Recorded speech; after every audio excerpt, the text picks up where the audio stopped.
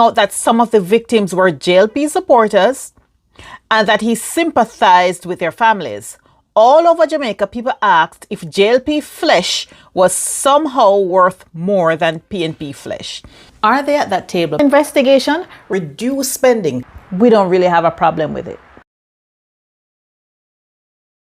On May 20th, 1980, more than 150 elderly women lost their lives in a massive fire at the Eventide Home for the Aged in Kingston.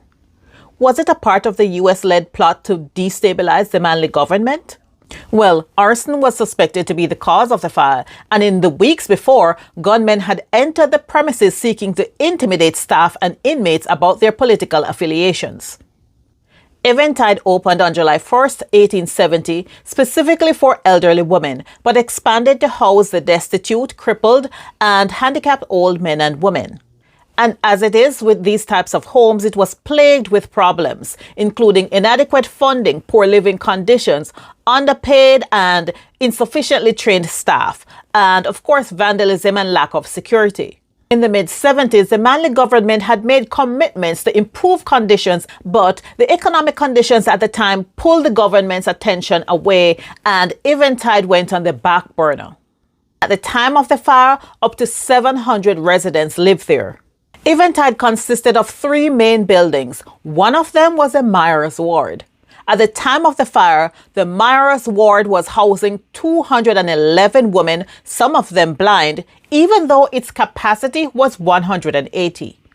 The Gleaner reports that the fire began at about 1 a.m. and spread very quickly. They say firefighters arrived quickly on the scene but were unable to put out the blaze, and the building, the Myers Ward, collapsed 4 minutes after firefighters had arrived.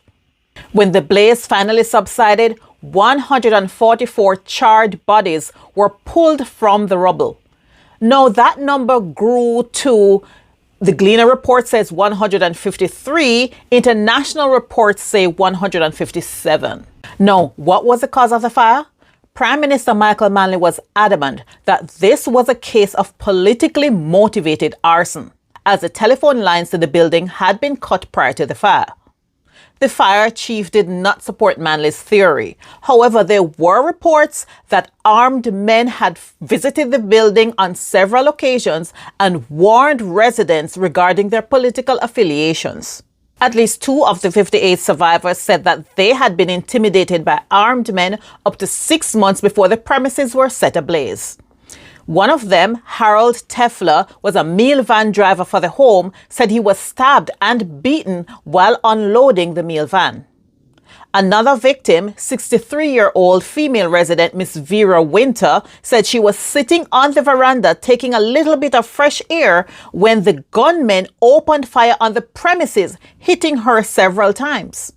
Nevertheless, no one actually saw anyone lighting the blaze, and about a year later, a coroner's jury ruled that no one was criminally responsible.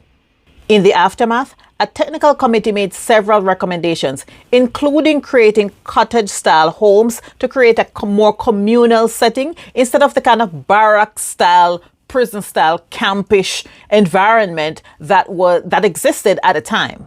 Other recommendations including securing the premises, building toilet and laundry facilities specifically for the handicapped and the infirm, creating vegetable and flower gardens to encourage outdoor activities, creating play areas, a canteen, and, a workshop, things that would create activities for the residents. Now, I couldn't find anything to suggest that these recommendations were actually followed through. But just from the infirmaries that I've visited in Jamaica, I'm not sure that this was a suggestion that was followed through in any serious way. But back to the theories about this fire being a part of the US-led destabilization of the Manley government. There was a bulletin that was published called Covert Action Information Bulletin that followed and tracked the activities of the Central Intelligence Agency, the CIA, in various parts of the world, including the Caribbean and Latin America. And this is what they published regarding the events from 1976 to 1980, but specifically 1980. This is what they said. mercenaries still at large committed another crime of almost indescribable horror. The Eventide home for destitute old women was burned to the ground so rapidly that more than 150 aged, infirm women perished. Edward Siaga issued an incredible statement pointing out that some of the victims were JLP supporters and that he sympathized with their families. All over Jamaica, people asked if JLP flesh was somehow worth more than PNP flesh. This incident is among a list that is outlined in this bulletin as some of the activities that were being undertaken with US help before the elections.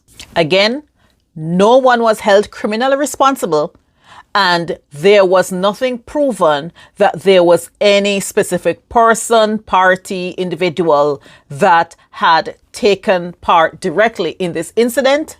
But certainly members of the intelligence community believed that this was in some way associated with the political violence that led up to the 1980 elections.